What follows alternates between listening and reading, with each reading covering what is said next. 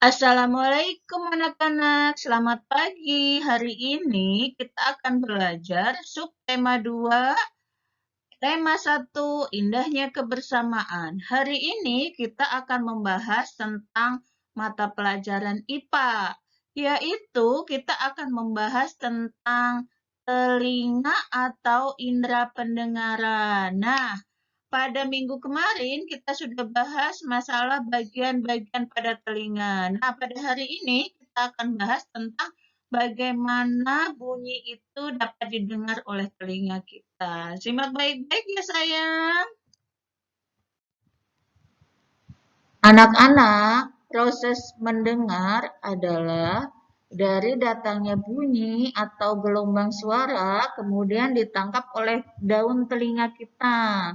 Masuk ke dalam liang telinga, melewati tulang-tulang yang ada di telinga tengah, kemudian masuk ke dalam telinga dalam, kemudian akan disampaikan oleh saraf pendengaran ke dalam otak kita. Bunyi apakah itu? Nah, pasti otak kita bisa mencerna apakah bunyi tersebut sehingga dapat kita dengar dengan baik. Assalamualaikum. Waalaikumsalam. Apa kabarnya hari ini? Alhamdulillah, sehat walafiat.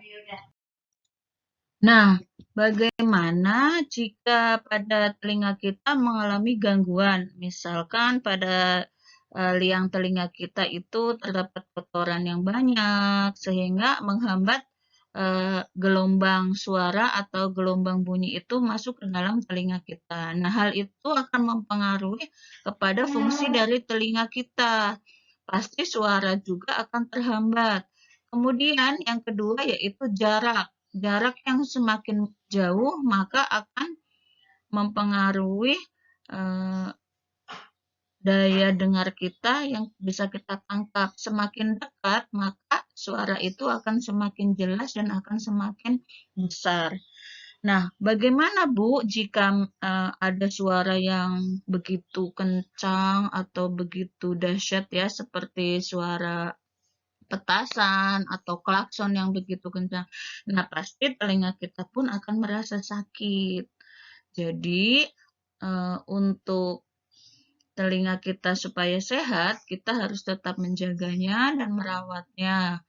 Tetapi untuk penggunaan cotton bud itu tidak dianjurkan ya oleh dokter. Jadi, merawat telinga itu tidak menggunakan cotton bud. Karena dengan cotton bud itu, menurut dokter, kotoran itu akan masuk ke dalam jika didorong-dorong cotton bud itu.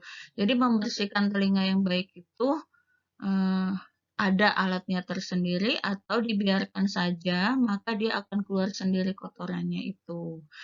Yang penting dijaga jangan sampai pada saat kita mandi jangan kemasukan air ataupun binatang.